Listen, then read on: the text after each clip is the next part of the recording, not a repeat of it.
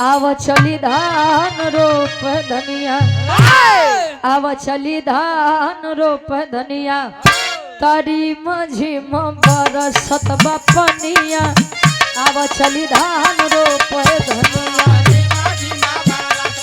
पनिया।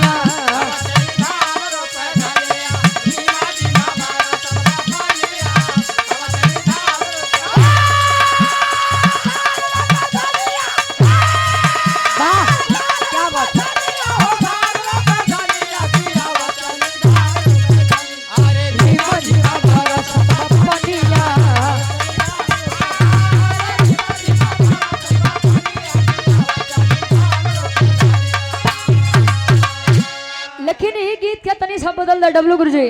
स्वर्गीय गुरु लाल जी लहरी गुरुजी कहाँ जाके लोग कहाँ के हड्डी पे कबड्डी खेले। प्रयागराज के कैसा स्थल में रहे ने कि उनके फटका केहू के बर्दाश्त नहीं बा। ये पुरनिया लोग बताओ थे। खैर तो हमार तो कभी मुलाकात तो नहीं भबा, खाली यूट्यूब पे देखे ये गीत। ओ गाँव के से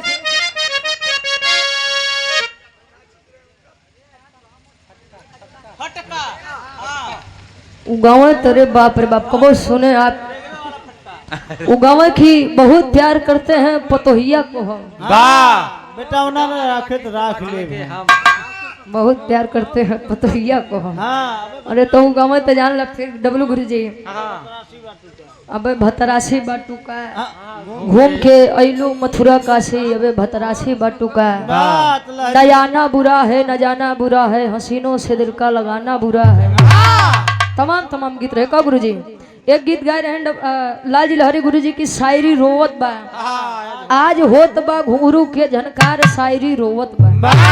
कितने याद में स्वर्गीय गुरु हैदर अली गुरुजी के याद में कहावा गईला हैदर जोड़ीदार शायरी कर गीत सबके बर्दाश्त नहीं होत रहा।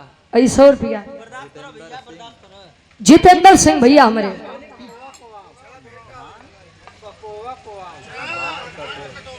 नहीं धान का कटोरा छापा अच्छा कोराव धान का कटोरा है। ये आपके द्वारा 100 रुपया बहुत बहुत धन्यवाद। बारे कोराव के ऐतिहासिक सरजमी से गुप्ता बियर वाले दिनेश शर्मा भैया हमारे 101 रुपया बहुत बहुत धन्यवाद। लाल जी लहरी गुरु जी गाँव में कैसे भैया जे बाबू भैया लोग भोजन नहीं किए हो आप लोग भोजन कैला ये दूर दराज से बाबू आए हो यहाँ। अरे तुहार बात नहीं करते चलो गाँव में कैसे अभी गवाला तब जाया। अरे झूलनी उतार ले बहरनिया तो झूलनी उतार ले बहरनिया अबू भरे कुआ ना पे पनिया झूलनी उतार ले बहरनिया।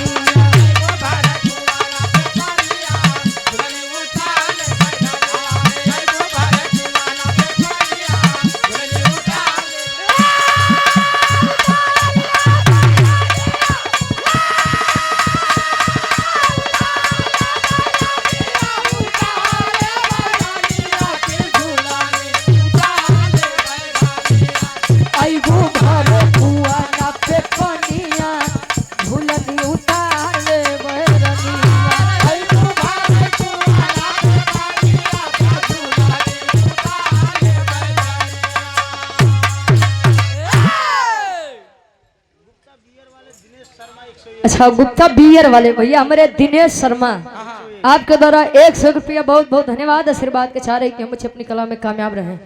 अच्छा यार नारद जी कुंभ ऋषि के बताओ तो इनकी निमंत्रण दे कहां से आए हम क्या बतावे। अरे तमुनि से बयानवा अरे तमुनि से बयानवा तो बोले नारद मुनि से बयानवा बोले नारद मुनि से बयानवा त गिरजा घर करो हम भोजनवा बोले नारद मुनि से बयानवा।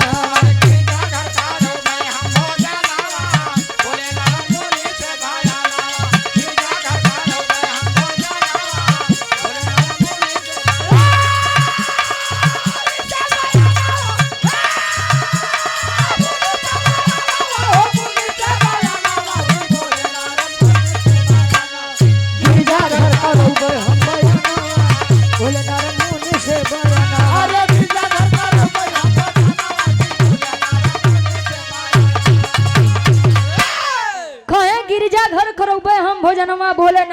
से भजनवा। चलिए देवो के देव महादेव जी के मेहरारू निमंत्रण दिए यहाँ। वाह कुंभज ऋषि कहें कि बेटा ये तत्काले में कुल समुद्र सोखे, हाँ अगर एक सोखे ही तो एक निकाले के भी जरूरी बा। जरूरी बा। हाँ तो गुरुजी हाँ जितना पानी वो पिए रहे ना, बात बैठ के निकाल दें। वाह रिंकू प्रधान जी सराय पीठा से विकास उद्योग, ये आपके द्वारा 500 रुपया ही करवा। अच्छा 601 रुपया बा भैया, बहुत बहुत धन्यवाद। आशीर्वाद के चारे करण यादव जी जगुआ सौदा से आपके द्वारा 101 रुपया, बहुत बहुत धन्यवाद। नारद जी के बतिया तना सुन के अच्छा, जब कुंभज ऋषि कुल निकारे गुरु जी हाँ तब से वेद शास्त्र बताओ थे कि समुद्र के पानी खारा हो गया, नमक वहीं से बन के आवत है। हाँ जरूरी तो तू खा था कि नहीं हो क्यों? ये आयोडीन खात है। अच्छा यार कुंभज ऋषि पहुंचे कहाँ? कैलाश पर्वत पे नारद जी के साथ है। तो नारद जी का देखते मान गिरजा माई के तो नहीं सब गुस्सा लग गया। कहे नारद ये मजाक करे आए बतरा का? कहे काहे माई सम्मान से कहे कि ये मजाक चलत बा। कहे कौन चीज के मजाक? माई गिरजा जी बताओ कैसे? अंतरा कंताल में कभी भी लिखते हैं। अरे एक ब्राह्मण देखी गौरा, अरे गई लिखी सियाई, कहा बेटवा नारद बात समझ नहीं आई।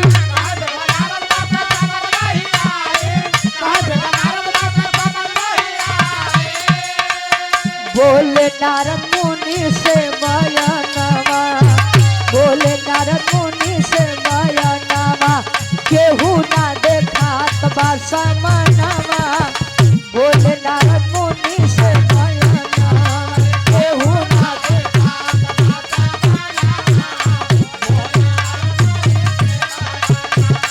केहू ना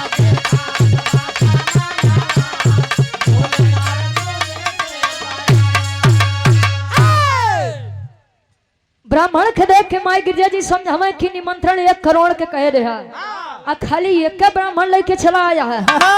नारद जी लगे मने मन मुस्कियाए, पहले इनका जौन लेके आई पहले उनके खियावो तो बाद में 1 करोड़ अब खियावो। आवा माई कहीं कितना खाई हम?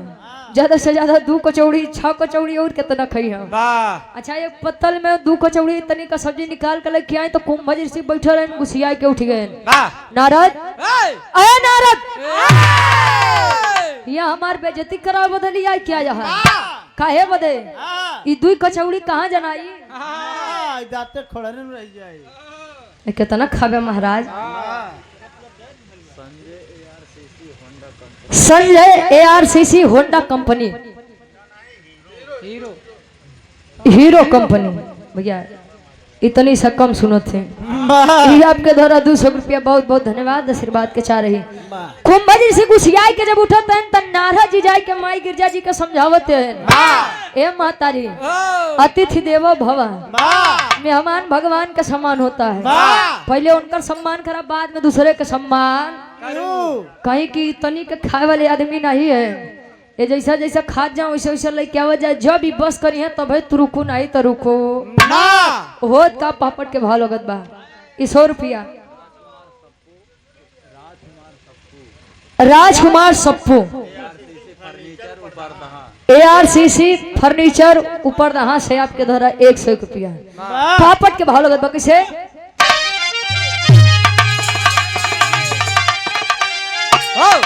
अरे कुंभज ऋषि करे जब भोजनवा मनवा व्याकुलवा। अरे कुंभज ऋषि करे जब अरे भोजनवा मनवा व्याकुलवा। गिरजा माई सोचे ते ही छनवा मनवा व्याकुलवा।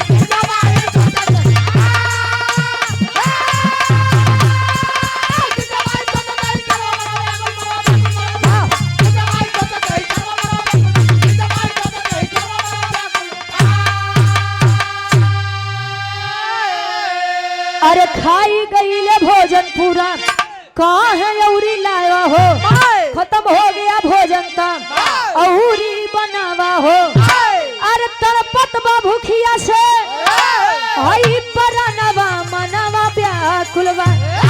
त गिरे जमाई सोचे तही छनावा मनावा व्याकुल बा गिरजा माई जैसा तो पूरी कचौड़ी सब्जी लेके आवा तैसा तू खा जाए वाह उलावत जा खात जा वाह अब जवन गिरजा माई जल्दी जल्दी हमें मंजीत भैया वो अब गिरजा माई एकदम परेशान वाह बटू सुचाप कोनहु आराम आराम धीरे धीरे पग रखत यार से कुंभ जैसी का भा माते हाँ ए कहाँ ले भोजन पहुंचा लई आवा माई अब उनके सम्मान में फिर गिरजा माई थके के बादो बेचारो दौड़त रहा है हाँ अब लगे पसीना छोड़ा कहे बेटवा नारद कहाँ से लाया ई आदमी बाकी हाँ या फत लइया दे हम उड़े पर समझे नहीं आवत बाकी कितना खाई वाह जितना बना रहे कुल तो खाई गया अब एकर भूख शांत ना भाई अबे मुंह बाकी के खजुआ का बा। खाई हाँ माई गिरजा जी के बतिया सुन के नारद जी कहें पहले इनकर देखा बाद में 1 करोड़ खियाऊ वाह कहीं कि अब बेटा जा भगवान भोलेनाथ के लगे बतावा कि गिरजा जी अब आफत में पड़ी यहाँ वाह अब वही यहाँ तब है कुछ जुगाड़ होई पहुंचते हैं क्षीर सागर के नारद जी वाह। अब भगवान भोलेनाथ से विनती करते हैं आल्हा के भाव में कवि जी प्रमाण देते हैं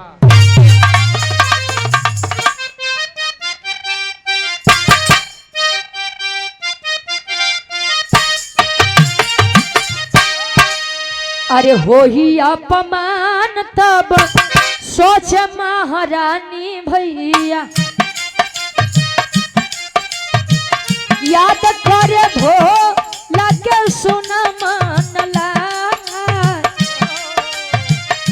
तबले प्रभु विष्णु जोगी भेषवा में अइले बैठे कुंभज ऋषि बगली में जा जल्दी से खाई के उठ गए भोजनवा बाब कहा लागे कुंभज तनिको शरम नहीं बा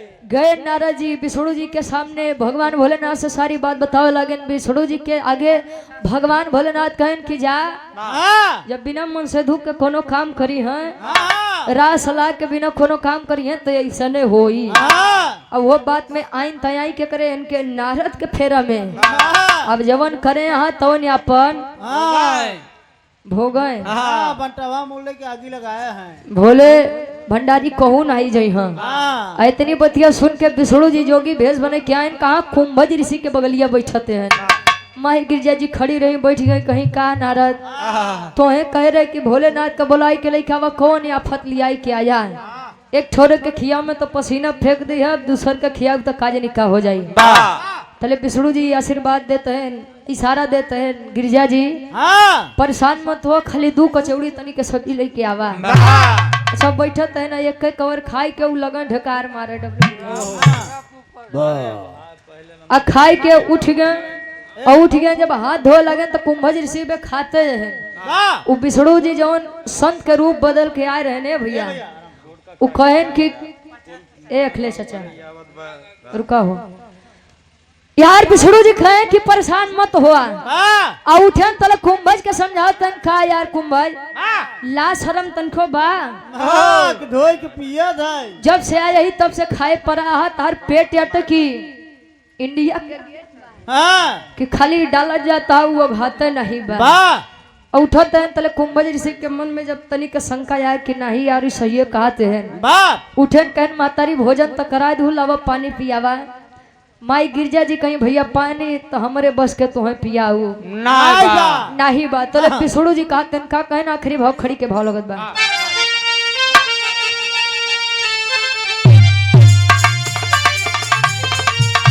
अरे बोले प्रभु विष्णु जी अरे पुरई बयसिया तो पर युगवा में तोहरो भुजब केसिया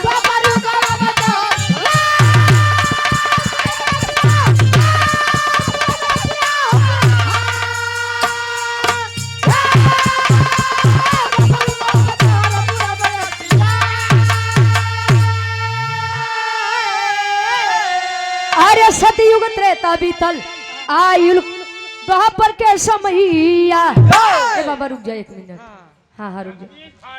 रघुवीर भारतीय जगदीश भारतीया। जगदीश पासी यार।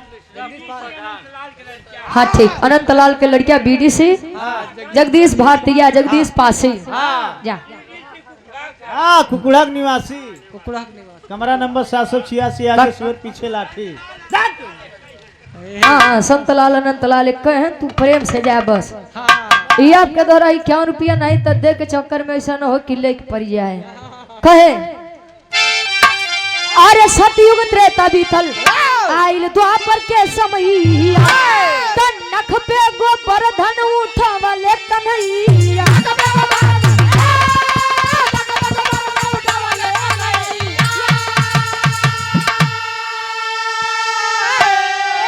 अरे इंद्रदेव कैले बरसा काली होले ससिया, तो द्वापर युगवा में तोहरो बुझौ मैं प्यास। कहीं के बेटवा कुंभज विष्णु जी भोजन तो यह युग में कैला, सतयुग में कैला, लेकिन पियास तुम्हारी युग में ना मिटे। तब कौन युग में कहीं द्वापर। सतयुग बीता, त्रेता बीता, जब द्वापर के समय आए भगवान कन्हैया के अवतार लेके विष्णु जी आए या मृत्युलोक में, तो आप लोग जाना था गोकुलवासी कुल इंद्रदेव के पूजा करें। भगवान कन्हैया कहें कि उनकर पूजा काहे करे बोले करत है, उनकर तो काम बहु खाली अपन काम करते हैं। पूजा करे के बाद खाली गोवर्धन पर्वत के करा, जकरे छत्र छाया में गोकुलवासी इतना सुख चैन से जिंदगी बितावते हैं। गोवर्धन पूजा करवा बदे गोकुलवासी के जब मनाए तो इंद्रदेव गुस्सियाई के लगे मूसलाधार बारिश करे, सांसें नहीं लेते हैं, इतनी बारिश हो गया। भगवान कन्हैया अपने नख पे जब गोवर्धन पर्वत उठाए गोकुलवासी के बचावे बदे तत्तनी से तिरछा कह दे हैं।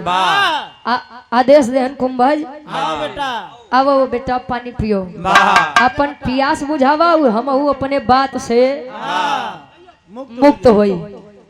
यार कुंभज ऋषि के प्यास द्वापर युग में बुझे, गिरजा जी के भोज करवाए में इतनी बड़ी आफत आई है। आखिरी में खानदान के परिचय बा। गुरु बिहारी, गुरु गणेश, गुरु रामलाल गुड़कारी, स्वर्ग से चंदिका कवि, अमलेंदु बने पुजारी हो। अरे बेटाई गईल मुनिवर ज्ञानी, गावे रुचि बिरहा में कविताई बेटाई।